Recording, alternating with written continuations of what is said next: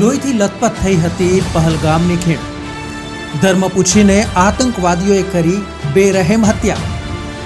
કલમ 370 હટી ગયા પછી શાંત પડ્યું હતું કાશ્મીર. હવે આગ કોણે ચાંપી? દેશભરમાં છે પાકિસ્તાનની આ નાપાક હરકતથી આક્રોશ. કેમ લેવાયો નિર્દોષોનો ભોગ? સલામ છે એ કાશ્મીરીને જેણે પ્રવાસીઓને બચાવવા જતા પોતાનો પણ જાન ગુમાવ્યો. નમસ્કાર મિત્રો, નેહલની નજરે યુટ્યુબમાં આપનું સ્વાગત. મારું નામ છે નેહલ મોદી. 22 એપ્રિલ 2025 ભારત માટે સૌથી કપરો દિવસ. ભારતનું સ્વર્ગ ગણાતા કાશ્મીરના અનંતનાગ જિલ્લામાં આવેલું પહલગામ લોહીથી લથપથ હતું. અહીં પહલગામમાં આવેલી વિવિધ ઘાટીઓમાંની એક ઘાટી બૈસરણ ઘાટી આતંકવાદીઓથી અભડાઈ હતી. જે દેશની ધર્મને આધારે રચના થઈ હતી તે દેશ પાકિસ્તાનની સાજિશનો ભારત શિકાર બન્યું હતું. અને જે દેશની રાજધાનીનું નામ ઇસ્લામાબાદ હોય ત્યાંથી ઇસ્લામ વિરોધી તત્વો બેખૌફ બનીને માનવતા પર પ્રહાર કરતા હતા. જે સાચો મુસલમાન છે તે જાણે છે કે ઇસ્લામમાં પાકનો અર્થ થાય છે પવિત્ર, પરંતુ પાકિસ્તાનને પાક નહીં નાપાક હરકત કરવામાં આવી હતી ત્યારે વિશ્વની સામે પાકિસ્તાને જાતે જ બદનામી વહોરવી પડે તેવી નાપાક હરકત હતી. સરહદની પેલે પાર POK એટલે કે પાકિસ્તાનના કબજા હેઠળના કાશ્મીરમાંથી ભારતમાં ગેરકાયદે ઘૂસીને પહલગામની બૈસરણ ઘાટીમાં 4 થી 5 આતંકવાદીઓ આવે છે, અંધાધૂંધ ગોળીબાર કરે છે અને 27 નિર્દોષોને મોતને ઘાટ ઉતારે છે. કાશ્મીરની કલમ 370 હટાવ્યા બાદ પહલગામ આતંકી હુમલો એ સૌથી મોટી દુર્ઘટના હતી કે જેની કોઈએ કલ્પના પણ કરી નહોતી. કાશ્મીર આ શબ્દ સાંભળતા જ પૃથ્વીનું સ્વર્ગ અનાયાસે પણ નીકળી જાય. કાશ્મીરની યાદો પ્રત્યેક ભારતીયો માટે કોઈને કોઈ રીતે જોડાયેલી રહી છે. આર્મી મેનની તેની કારકિર્દી દરમિયાન ત્યાં પોસ્ટિંગ આવ્યું હોય કે પછી કોઈએ જીવનમાં ક્યારેક ને ક્યારેક પર્યટન હેતુ કાશ્મીરની મુલાકાત કરી હોય. આ બાબતે સરકારી કર્મચારીઓ બહુ નસીબદાર ગણાય છે, કેમ કે મોટાભાગના સરકારી કર્મચારીઓએ ક્યારેક તો કાશ્મીરનો પ્રવાસ કર્યો જ હોય છે. LTCની સુવિધાનો લાભ પણ તેમને મળતો હોય છે. તો કોઈ જમ્મુ કાશ્મીરમાં આવેલ માં વૈષ્ણો દેવીના દર્શને જાય છે, શીશ નમાવે છે. 2019માં કાશ્મીરની 370ની કલમ હટાવ્યા બાદ સેના પર પથ્થરો ફેંકવા, શ્રીનગરમાં વારંવાર કરફ્યુ લાગવા વગેરે ઘટનામાં ઘટાડો થયો હતો. ત્યાં સુધી કે લોકો એ વાતને ભૂલી ગયા હતા. 2024માં જમ્મુ કાશ્મીર ચૂંટણીમાં નેશનલ કોન્ફરન્સ અને કોંગ્રેસની સરકાર આવી, પણ પોલીસનો કમાન્ડ લેફ્ટનન્ટ જનરલના હાથમાં હતો. મુખ્યમંત્રી ઓમર અબ્દુલ્લાને તેમાં કોઈ હસ્તક્ષેપ કરવાનો પાવર નહોતો અને આમ દહેશત ફેલાવતા તત્વો પર એક પ્રકારે લગામ લાગી ગઈ હતી. પણ પહલગામની આ ઘટનાએ યાદ અપાવ્યું છે કે પાકિસ્તાન તેનો સ્વભાવ નહીં છોડે. કૂતરાની પૂંછડી વાંકી તે વાંકી. ત્યારે એ વાત બહુ સ્પષ્ટ છે કે ભારતે પાકિસ્તાનને સબક શીખવવો જ રહ્યો. અહીં પૂર્વ પ્રધાનમંત્રી અટલ બિહારી વાજપેયીનું કથન યાદ આવે છે. લોકસભામાં મે 2003 લોકસભામાં સંબોધન કરતી વખતે વાજપેયીજીએ તે સમયે કહ્યું હતું કે મિત્રો બદલી શકાય છે પણ પાડોશી બદલી શકાતા નથી. તે સમયે પણ પાકિસ્તાન નાપાક હરકતોથી બાજ નહોતું આવતું. ત્યારે વાજપેયીજીએ આ નિવેદન સંસદમાં આપ્યું હતું, જે આજે પણ ત્યાં રેકોર્ડમાં જોઈ શકાય છે. મિત્રો, પહલગામની ઘટનાએ આ પહેલાં આપણા દેશમાં થયેલી કેટલીક ના ભૂલી શકાય તેવી યાદો તાજી કરાવી છે. મિત્રો, યાદ કરો એ દિવસો, એ ઘટના કે જ્યારે પાકિસ્તાનના જ આતંકવાદીઓએ મુંબઈમાં 26/11નો હુમલો કર્યો હતો. 26 નવેમ્બર 2008 આ આતંકી હુમલામાં 166 આમ નાગરિકો માર્યા ગયા હતા. 300થી વધુ ઘાયલ થયા હતા. તો 9 આતંકવાદીઓ પણ મુંબઈ ટેરરિસ્ટ એટેક 2008માં માર્યા ગયા હતા. એકમાત્ર અજમલ કસાબ જીવિત પકડાયો હતો, જેને બાદમાં ફાંસી આપી દેવામાં આવી. મિત્રો, વર્ષ 2016માં પણ પાકિસ્તાને આવી જ અવળચંડાઈ કરી હતી.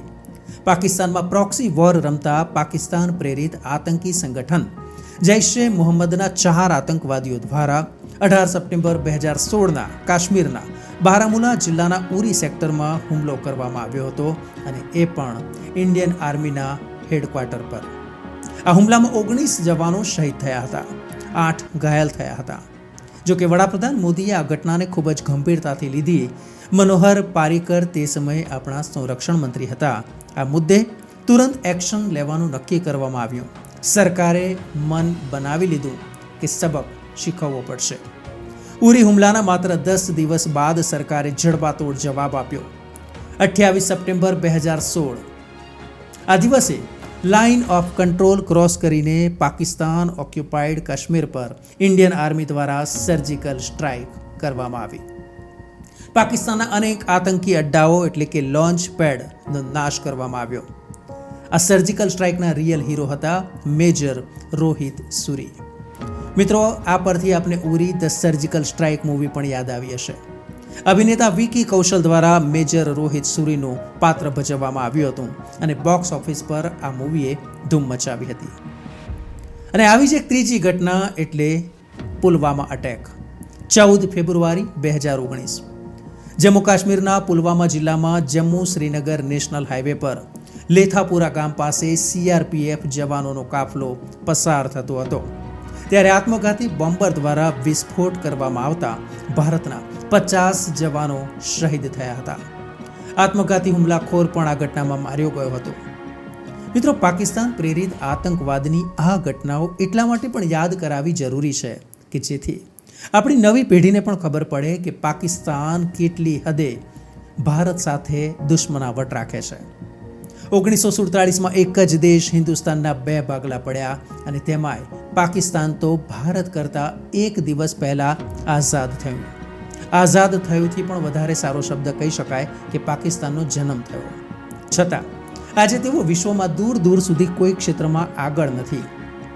આગળ છે, પહેલા નંબરે છે તો માત્ર એક જ બાબતમાં, એટલે કે ત્રાસવાદમાં. જો મોહમ્મદ અલી જીણાને ખબર હોત કે પાકિસ્તાનનું ભવિષ્ય તેમનું નામ ડૂબાડે તેવું છે તો કદાચ તેમણે ક્યારેય મુસ્લિમો માટે એક અલગ દેશનું વિચાર્યું ના હોત. 1947માં ઇસ્લામિક દેશની જાહેરાત કર્યા પછી પણ દેશના 1/3 મુસ્લિમો ભારતમાં જ રહ્યા હતા, જે સ્પષ્ટ દર્શાવે છે કે જીણાની 2 નેશન થિયરી નિષ્ફળ ગઈ હતી. પહલગામની આ ઘટનાએ અનેક દુઃખદ યાદો તાજી કરી છે, અથવા તો કહી શકાય કે આપણા ભૂલાયેલા દુઃખો પર, ગમ પર મીઠું ભભરાવાનું કામ કર્યું છે. કલમ 370 હટાવ્યા પછીનો પહેલો હુમલો કે જેમાં પ્રવાસીઓને ટાર્ગેટ કરવામાં આવ્યા તે હુમલો એટલે પહલગામ બૈસરન ઘાટીનો હુમલો.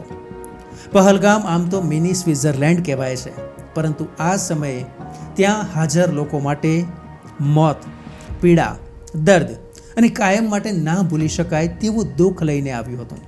ભારત પાકિસ્તાનના સૈનિકો શહીદ થતા હોય તેવી અનેક ઘટનાઓ અત્યાર સુધીમાં ઘટી છે, પરંતુ પર્યટકો પર આ પ્રકારનો હુમલો એ કલ્પના બહારનો હતો. અગાઉ પુલવામા એટેક વખતે પણ પાકિસ્તાને નાગાઈ કરી હતી. પહલગામની ઘટના એટલા માટે પણ અલગ હતી કેમ કે આતંકીઓએ આ વખતે હિન્દુ મુસ્લિમનો દાવ ખેલ્યો. પર્યટકોને હિન્દુ મુસ્લિમમાં અલગ તારવવામાં આવ્યા. ધર્મ પૂછીને ગોળીબાર કરવામાં આવ્યો. તેઓને કલમા પઢવાનું કહેવામાં આવ્યું. સામાન્ય શબ્દોમાં કહીએ તો કલમા એટલે ઇસ્લામ ધર્મમાં બોલવામાં આવતા ધાર્મિક વાક્યો. હિન્દુ ધર્મમાં જેમ ભગવાનના શ્લોક હોય છે, બસ તેવી રીતે જે કલમા પઢી ગયા હોય તેઓ બચી ગયા, જે ના પઢી શક્યા તેમને ગોળીઓથી વીંધી દીધા.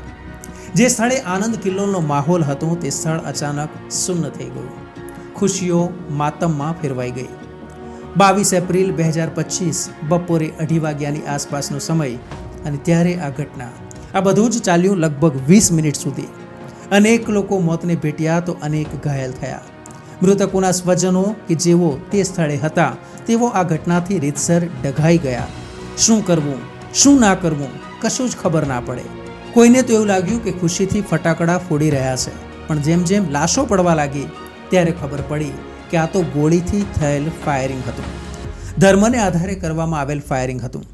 રીતસર આતંકવાદીઓ દ્વારા પૂછવામાં આવતું કે તમે હિન્દુ છો.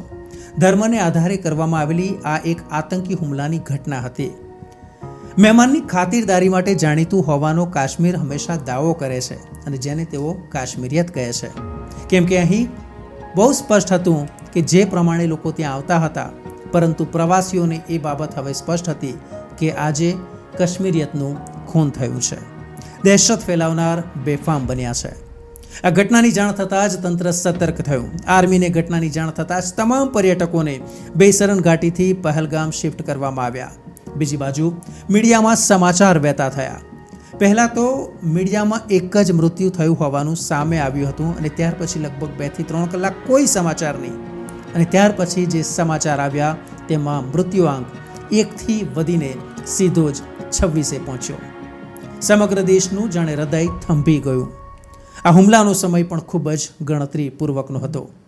હુમલો એ સમયે કરવામાં આવ્યો કે જ્યારે વડાપ્રધાન નરેન્દ્ર મોદી સાઉદી અરબની 2 દિવસની મુલાકાતે ગયા હતા. અમેરિકી ઉપરાષ્ટ્રપતિ જે.ડી. વેન્સ ભારતના 4 દિવસના પ્રવાસે હતા. વિશ્વમાં ટ્રમ્પ દ્વારા લાદવામાં આવેલા ટેરિફની ચર્ચા તે સમયે ચાલતી હતી.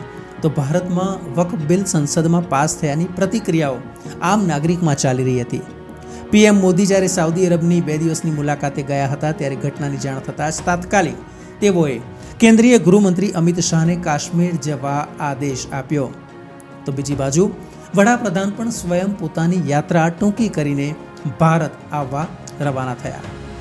બેસરન ઘાટીથી મૃતકોને હેલિકોપ્ટરથી પહેલગામ અને ત્યારબાદ શ્રીનગર લઈ જવામાં આવ્યા.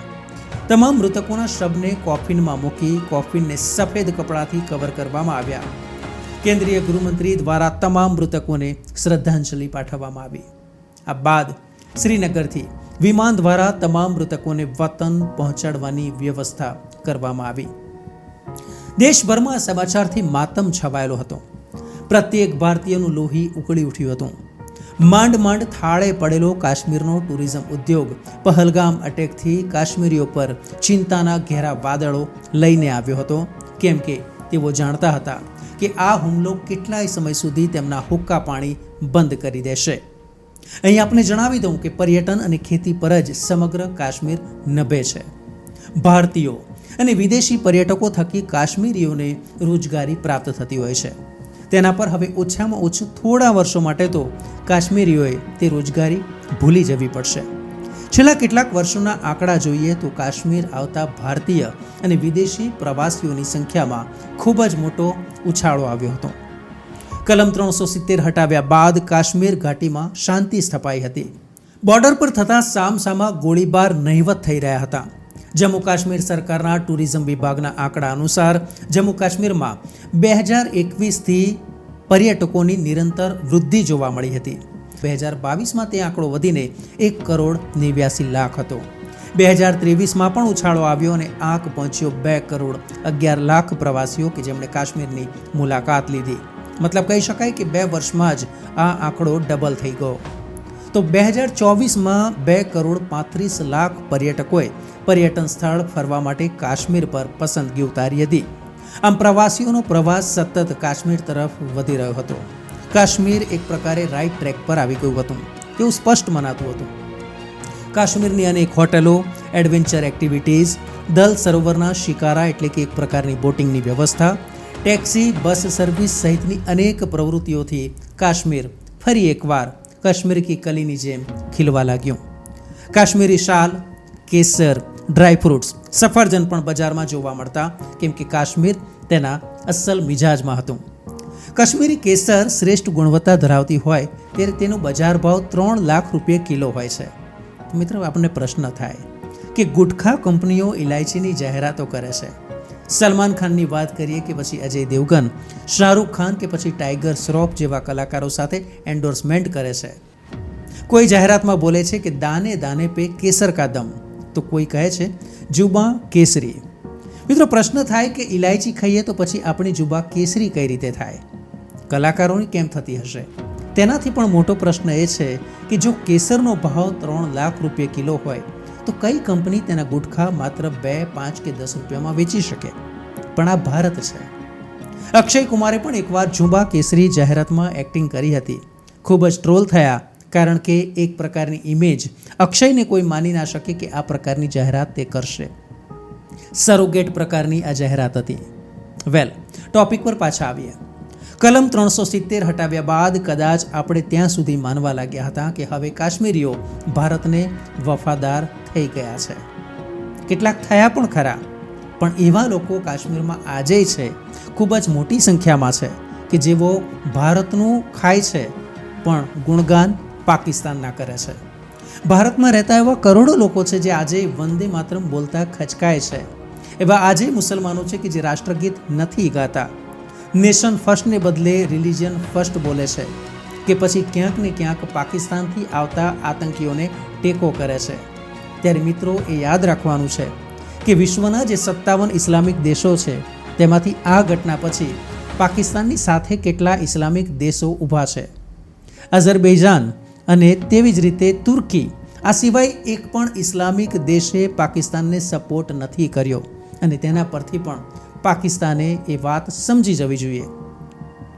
પાકિસ્તાનની જ્યારે વાત કરવામાં આવે છે આતંકવાદીઓને જે ભારત તરફથી ટેકો મળે છે, જો તેની વાત કરીએ તો કેટલાક ભારતીયો, કેટલાક કાશ્મીરીઓ એવા પણ છે કે જે પાકિસ્તાન પ્રેરિત જે આતંકવાદી ભારતમાં ઘૂસણખોરી કરવા આવતા હોય તેમને આર્થિક રૂપે મદદ કરતા હોય, તેમને છુપાવવાની વ્યવસ્થા કરતા હોય, જમવાની સગવડ કરી આપતા હોય, કે પછી ભારતમાં કયા સ્થળે સૈન્ય ઓછું છે, કયા સ્થળે હુમલા કરી શકાશે તેવી બાતમી પાકિસ્તાન પ્રેરિત ત્રાસવાદીઓને મોકલતા હોય. મતલબ કે આવા લોકોની પણ કમી નથી અને ત્યાં ભારત થાપ ખાય છે. પહલગામ હુમલાને લઈને આપણને એક સવાલ એ પણ થાય કે શું આ એ જ પહલગામ છે કે જ્યાં ભારતની અનેક બોલિવૂડ અને દક્ષિણની ફિલ્મોના દ્રશ્યો શૂટ થયા છે? દોસ્તો યાદ કરો 1983ની સની દેઓલ અને અમૃતા સિંઘ અભિનીત ફિલ્મ બેતાબ. જબ હમ જવા હોંગે, આ ગીત સુપર ડુપર ગીત હતું અને આ ગીતના દ્રશ્યોમાં તમને જે દ્રશ્યો દેખાય છે તે હતા પહલગામ ઘાટીના. જે ઘાટીમાં શૂટિંગ થયું હતું તે ઘાટી ત્યારથી બેતાબ ઘાટી તરીકે આજે પણ ઓળખાય છે. અને તેથી એ પહેલાંની જો વાત કરીએ તો વર્ષ 1964ના સમયની ફિલ્મ કશ્મીર કી કલીના અનેક દ્રશ્યો અહીં ફિલ્માવવામાં આવ્યા છે. શમી કપૂર અને શર્મિલા ટાગોર અભિનીત આ મૂવી દર્શકોએ વધાવી લીધી હતી. આ ઉપરાંત જબ જબ ફૂલ ખીલે, કભી કભી, આપકી કસમ, બોબી, હૈદર સહિતની અનેક મૂવી પહલગામમાં શૂટ થઈ છે. મિત્રો આ ફિલ્મો જ હતી કે જે દર્શકોને પહલગામ અને કાશ્મીરના દર્શન કરાવતી, કાશ્મીર જવા માટે ખેંચી જતી. પર્યટકો હોંશે હોંશે અહીં આવતા, કોઈ પોતાનું LTC પાસ કરાવીને તો કોઈ આખા વર્ષની બચત ભેગી કરીને આવતા, કોઈ આખા વર્ષનો જે તેમને કામનો થાક હોય તે ઉતારવા માટે આવતા, તો કોઈ શાંતિનો અને કુદરતની સમીપ હોવાનો અહેસાસ કરવા આવતા. પણ પહલગામ એટેકે આપણને યાદ અપાવી દીધું છે કે પાકિસ્તાન દ્વારા હજુ પણ કાશ્મીરમાં આતંકવાદ પાંગરી રહ્યો છે. ભારતે કાશ્મીરીઓને અનેક મોકા આપ્યા છે કે તેઓ તેમની ભારત પ્રત્યેની વફાદારી દર્શાવે, પણ ક્યાંક ને ક્યાંક તેઓ તેમાં નબળા સાબિત થયા છે. અને મિત્રો એટલા માટે પણ કહેવું પડે છે કે આ આતંકવાદીઓને કાશ્મીરમાંથી જ કોઈ તો પનાહ આપતું જ હશે, અને તો જ આટલું પ્લાનિંગ સાથે હુમલો શક્ય બને. તો સાથે સાથે આપણે એ પણ સમજવું પડશે કે કાશ્મીર પ્રદેશ જ ભૌગોલિક દ્રષ્ટિએ એટલો સરળ નથી જેટલો આપણે સમજીએ છીએ. જંગલો, પર્વતો, સિંધુ નદીની જુદી જુદી ઉપનદીઓ, હજારો ઝરણા, વિષમ ઋતુ, શિયાળામાં -10 સુધી જતું તાપમાન, તો ચોમાસામાં પૂર. અહીં એવા વિસ્તારો પણ છે કે જ્યાં શિયાળામાં 20-20 ફૂટ બરફના થર જામી જતા હોય. તો ખૂબ જ તીવ્ર ગતિથી વહેતા ઝરણા પથ્થરો પણ આગળ ધકેલી દે તેટલા જ તીવ્ર હોય છે. અને આ બધી ચેલેન્જની વચ્ચે સુરક્ષા પૂરી પાડવી એ બચ્ચાના ખેલ નથી. શું તમે એમ માનો છો કે અમેરિકા મેક્સિકો વોલ બનાવી દીધી એટલે ઘૂસણખોરી બંધ કરાવી શક્યા? ના, એ શક્ય નથી થયું. ઇઝરાયલ જેવો દેશ કે જે સૌથી આગળ સૈન્ય બાબતે ગણાય છે, પણ તેમ છતાંય આપણે જાણ્યું છે કે પેલેસ્ટાઇન દ્વારા હમાસના આતંકીઓ દ્વારા હુમલા થયા છે. આજે પણ નદી, ઝરણા, જંગલો, પર્વત માર્ગોથી ઘૂસણખોરી વિશ્વભરમાં થતી જ રહે છે. હા, અમેરિકાની વાત કરીએ તો જે પ્રમાણે ટ્રમ્પે કેટલાક પગલાં લીધા ત્યાર પછી ઘૂસણખોરીમાં ઘટાડો ચોક્કસથી થયો છે, પરંતુ તે 100% ઘટાડો થાય એ શક્ય નથી. ભારતની વાત કરીએ તો ભારતમાં બીજી એક મોડસ ઓપરેન્ડી એવી પણ છે કે જેમાં જમીનની અંદર સુરંગો ખોદીને ભારત તરફ આતંકવાદીઓ પ્રવેશ કરતા હોય છે. માત્ર લાઇન ઓફ કંટ્રોલની લંબાઈ 776 કિલોમીટર છે. આ તો કાશ્મીરની વાત કરી, પણ જેસલમેર બાજુ રણ સાથે જોડાયેલી સરહદ કે જે ઇલેક્ટ્રિક ફેન્સિંગ સાથે હોય છે, ત્યાં ઘણીવાર એવું પણ થાય છે કે ધૂળની ડમરીઓથી ઘણીવાર રેતીના પહાડ સર્જાતા હોય છે. સવારનો માહોલ કંઈક અલગ હોય, રાતનો માહોલ કંઈક અલગ હોય, અને ફેન્સિંગની ઉપરના ભાગ સુધી રેતી પથરાઈ જતી હોય છે. બજરંગી ભાઈજાનમાં ઘૂસણખોરી માટે સુરંગ ખોદેલી બતાવવામાં આવે છે, તેના પરથી પણ આપણને એક અંદાજ આવે કે આવું જ કંઈક થતું હશે. આ બધા જ ફેક્ટર્સ ભૌગોલિક, પ્રાકૃતિક હોય છે, કુદરતી હોય છે. કાશ્મીરમાં ગાઢ ધુમ્મસમાં ઘણીવાર 10 ફૂટથી આગળનું પણ દેખાતું હોતું નથી. આ ઉપરાંત સરહદની પેલે પાર રહેતા અને આ પાર રહેતા કાશ્મીરીઓ બંનેનો ધર્મ, ભાષા, બોલી, પહેરવેશ, ખાણીપીણી બધું જ એક છે. સંસ્કૃતિ સમાન છે અને આ જ બાબત છે જે ભારત માટે પ્રતિકૂળ પરિસ્થિતિ ઊભી કરે છે. બાંગ્લાદેશમાંથી ભારત પશ્ચિમ બંગાળ બાજુ ઘૂસણખોરી થતી હોય છે તે આપણે જાણીએ છીએ, કારણ કે તેમના માટે ભારતમાં પ્રવેશ કરવો એટલા માટે સરળ છે કારણ કે તેઓ બંગાળી ભાષા જાણે છે, તેની સંસ્કૃતિ એક છે અને બાંગ્લાદેશમાં અને ભારતમાં પણ એવી ઘણી સીમાઓ છે કે જ્યાં સરળતાથી ભારતમાં પ્રવેશી શકાતું હોય. આ જ તકનિકનો ઉપયોગ ત્યાં પણ કરવામાં આવે છે અને એટલા માટે આપણે જોઈએ છીએ કે આટલી તકેદારી છતાં આજે ભારતમાં કરોડોની સંખ્યામાં બાંગ્લાદેશીઓ ગેરકાયદે ઘૂસણખોરી કરી શક્યા છે. અમદાવાદના ચંડોળા તળાવના જ કિસ્સાની વાત કરીએ તો તાજેતરમાં જે ઘટના બની જેમાં હજારો બાંગ્લાદેશીઓ જે ઘૂસી ગયા હતા, તો વળી ભારતમાં આવ્યા પછી તેમનું એક નેટવર્ક પણ હોય છે જે તેમને ખાવા પીવા રહેવા સુધીની બધી જ વ્યવસ્થા કરી દેતા હોય છે. ત્યાં સુધી કે નોકરી અપાવવાની વ્યવસ્થા પણ અમુક રકમ લઈને કરી આપતા હોય છે. આ જ કારણ છે કે આજે આસામ, ઝારખંડ, ઉત્તરાખંડ, ગુજરાત, પશ્ચિમ બંગાળના એવા અનેક જિલ્લાઓ, શહેરો અને ગામડાઓ છે કે જ્યાં હવે ડેમોગ્રાફી બદલાઈ ગઈ છે. આજથી 20 કે 30 વર્ષ પહેલાં એવા કેટલાક જિલ્લા હતા કે જ્યાં હિન્દુ બહુમતી હોય, ત્યાં આજે હિન્દુ લઘુમતીમાં આવી ગયા છે. સંસ્કૃતિ ઉપર જ્યારે પ્રહાર થાય ત્યારે ડેમોગ્રાફી બદલાતી હોય છે. મિત્રો, જ્યારે અહીં સુધી વાત કરી છે ત્યારે આપણે ઇસ્લામના પણ થોડા ઇતિહાસમાં જઈએ. ઇસ્લામ ક્યારે સ્થપાયો અને ત્યાર પછીની આજની 2025 સુધીની સ્થિતિ કેવી છે એ જાણવું ખૂબ જરૂરી છે. મિત્રો, જો આટલે સુધી આપણને આ વિડીયો પસંદ આવ્યો હોય તો આપને વિનંતી છે કે આવા જ વિડીયો આગળ પણ આપને મળતા રહેશે. તો નેહલની નજરે યુટ્યુબ ચેનલ છે તેને આપ સબસ્ક્રાઇબ કરજો. ખાસ કરીને જે વિદ્યાર્થીઓને ઇતિહાસ અને ભૂગોળમાં, નાગરિક શાસ્ત્ર અને પોલિટિક્સમાં રસ હોય તેમના માટે પણ આ ચેનલમાં તે જ પ્રકારના વિડીયો આપ નિહાળી શકશો. આગળ વધીએ. વર્ષ 672માં ભારતમાં સૌ પ્રથમવાર કોઈ મુસલમાન ભારત આવ્યો હોય તો તે મોહમ્મદ બિન કાસિમ હતો. તેણે અખંડ ભારતના સિંધ પ્રાંત ઉપર આક્રમણ કર્યું હતું. સાઉદી અરબથી તે આવ્યો હતો. પૂર્વના દેશો તરફ મિલિટરી પાવરથી તે ઇસ્લામનો ફેલાવો કરવા માંગતો હતો અને તે મોહમ્મદ બિન કાસિમ. સિંધ ઉપર સૌ પ્રથમ હુમલો અને તે સમયના આરબ દેશના મક્કા મદીનાથી તે આવ્યો હતો. તે સમયે ઉમ્મેદ ખલીફાત હતી. ખલીફાતના સમયમાં ઇસ્લામ ધર્મનો સૈન્ય આક્રમણના માધ્યમથી વિશ્વભરમાં ફેલાવો કરવામાં આવતો. ઇસ્લામનો ફેલાવો કરવો તે તેનો હેતુ હતો. તેણે સિંધ પર ચઢાઈ કરી અને ઇસ્લામનો પાયો ભારતમાં રોપ્યો. આમ કહી શકાય કે મોહમ્મદ બિન કાસિમ એ ભારતનો પ્રથમ મુસલમાન હતો કે જેણે ભારત પર હુમલો કર્યો હતો. સિંધને ઇસ્લામનો પ્રવેશદ્વાર એટલા માટે જ કહેવામાં આવે છે. તે સમયે તેણે તે સમયના હિન્દુ રાજા દાહિરને હરાવીને સિંધ કબજે કર્યું હતું. રાજા દાહિર એ સિંધનો છેલ્લો હિન્દુ રાજા. હવે જ્યારે આપણે લાઇન ઓફ કંટ્રોલની જો વાત કરવામાં આવે તો અહીં દોસ્તો આપને એ પણ જણાવી દઉં કે 1949માં આ રેખાનું નામ સીઝ ફાયર લાઇન હતું, પરંતુ 1971માં પાકિસ્તાનના ભારતે 2 ટુકડા કર્યા. પૂર્વી પાકિસ્તાનને પશ્ચિમ પાકિસ્તાનથી આઝાદ કરાવવામાં આવ્યું. નવા દેશનો ઉદય થયો જેનું નામ આપવામાં આવ્યું બાંગ્લાદેશ. પહલગામ ઘટના બાદ શ્રીનગરના રાજભવનમાં ગૃહમંત્રી અમિત શાહની હાજરીમાં હાઈ લેવલ મીટિંગનો દોર શરૂ થયો. મહત્વપૂર્ણ બાબતો પર ચર્ચા શરૂ થઈ. રાહત અને બચાવ કામગીરીની સાથે સાથે આતંકવાદીઓને કોઈ પણ ભોગે પકડવા છે અને તે સુધીના લક્ષ્યાંક નક્કી કરવામાં આવ્યા. આતંકવાદના આકા સુધી પહોંચવાનો ટાર્ગેટ બનાવવામાં આવ્યો. મિત્રો, આ દુઃખદ ઘટનાને દેશ વિદેશમાં વખોડવામાં આવી. નેતાઓ દ્વારા મૃતકો માટે શ્રદ્ધાંજલિ અને આતંકની આ ઘટનાને વખોડી નાખતા સંવેદનાનો અગણિત ધોધ વહેવાનો શરૂ થયો. એક્સ પ્લેટફોર્મ પર શોક સંદેશા વહેવાના શરૂ થયા. રાજકીય નેતાઓ, સાધુ સંતો, આમ જનતાનો આક્રોશ વધી રહ્યો હતો. પહેલગામની આ ઘટના બાદ વડાપ્રધાન મોદીનું સૌ પ્રથમ ટ્વીટ સામે આવ્યું. પીએમ મોદીએ કહ્યું કે હું પહેલગામ આતંકી હુમલાની સખત નિંદા કરું છું. જેમણે પોતાના પ્રિયજનો ગુમાવ્યા છે તેમને મારી સંવેદના. આ ઘૃણાસ્પદ કૃત્ય પાછળના લોકોને છોડવામાં નહીં આવે. તેના ખરાબ ઈરાદા ક્યારેય સફળ નહીં થાય. હુમલાના સમાચાર મળતા જ પીએમ મોદી સાઉદી અરેબિયાનો પ્રવાસ અધવચ્ચે છોડીને દેશ પરત ફર્યા. 23 એપ્રિલ 2025ના રોજ બુધવારે સવારે તેમનું વિમાન દિલ્હી એરપોર્ટ પર ઉતર્યું.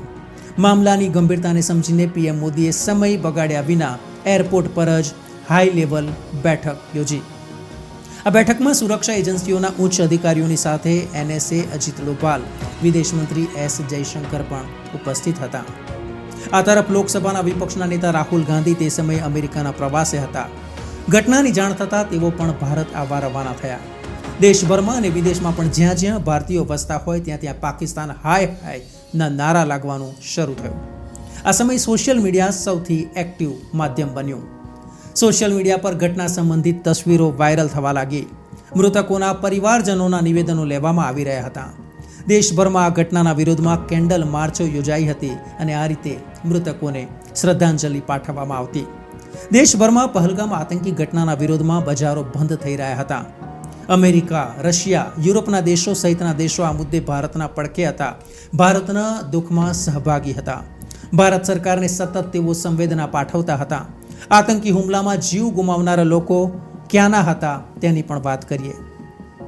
શુભમ દ્વિવેદી જે ઉત્તર પ્રદેશના હતા, સુશીલ નેથાનિયલ મધ્યપ્રદેશ, નીરજ ઉદવાણી ઉત્તરાખંડ, N રામચંદ્ર કેરળના હતા, મુનીશ રંજન બિહારના હતા, દિનેશ અગ્રવાલ ચંદીગઢથી, દિલીપ દસાલી મહારાષ્ટ્ર, બીટન અધિકારી કોલકાતા, હેમંત સુહાસ મુંબઈ, સંજય લક્ષ્મણ મુંબઈ, વિનય નરવાલ હરિયાણા, અતુલ શ્રીકાંત થાણે, પ્રશાંત સતપથી ઓડિશા, સમીર ગુહાર કોલકાતા, જે સચચંદ્ર વિશાખાપટ્ટનમ, M સોમીશેટ્ટી બેંગ્લોર, સંતોષ મહારાષ્ટ્ર, મંજુનાથ રાવ કર્ણાટક, કૌસ્તુભ ગાંબોટે મહારાષ્ટ્ર, ભારત ભૂષણ બેંગ્લોર, સુમિત ભાવનગર, યતીશભાઈ ભાવનગર, શૈલેષભાઈ સુરત, ટાગે હેલિંગ અરુણાચલ પ્રદેશ.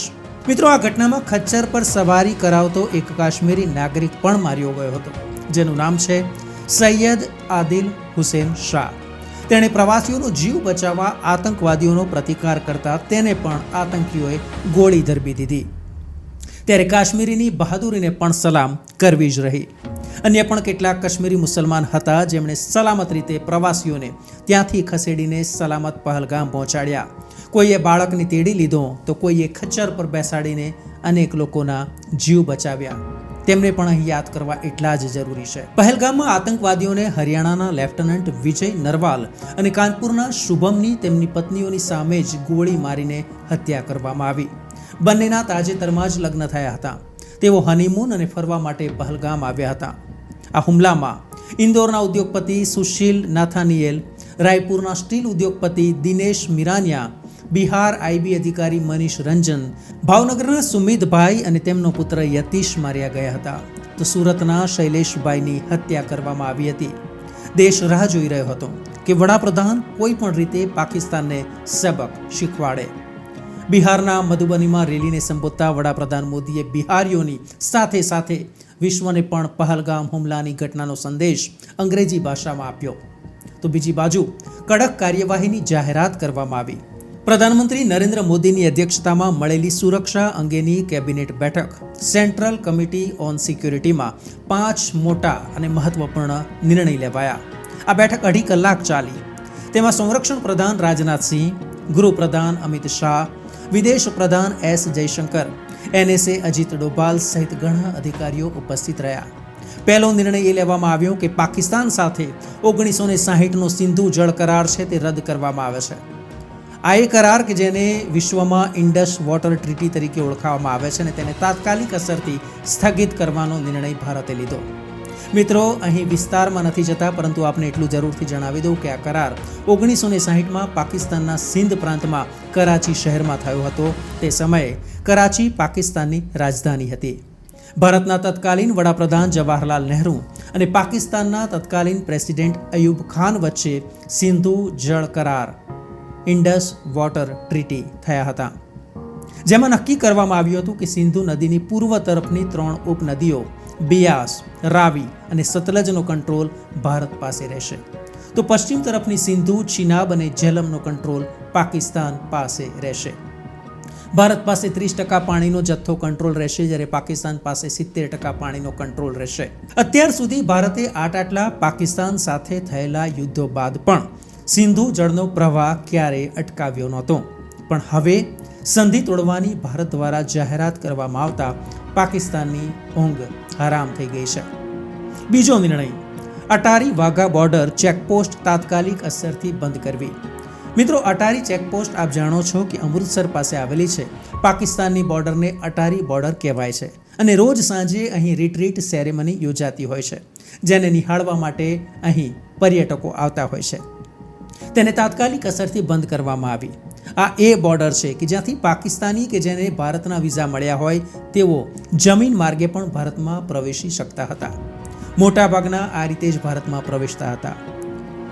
આ ઉપરાંત સિંધવ નમક, મુલતાની માટી, અફઘાનિસ્તાનના ડ્રાયફ્રૂટ, સફરજન વગેરે સામગ્રી પાકિસ્તાનથી આ માર્ગે ભારત આવતી. તો ભારત તરફથી સોયાબીન, શાકભાજી, લાલ મરચું, પ્લાસ્ટિકના દાણા, પ્લાસ્ટિક યાન વગેરેની નિકાસ આ માર્ગે થતી. પરંતુ હવે આ માર્ગ બંધ કરવામાં આવ્યો છે. કેબિનેટ કમિટીની સિક્યુરિટી બેઠકમાં આ નિર્ણય લેવામાં આવ્યો છે. વર્ષ 2023-24માં વાઘા અટારી બોર્ડરથી 3,886 કરોડનો વેપાર થયો હતો.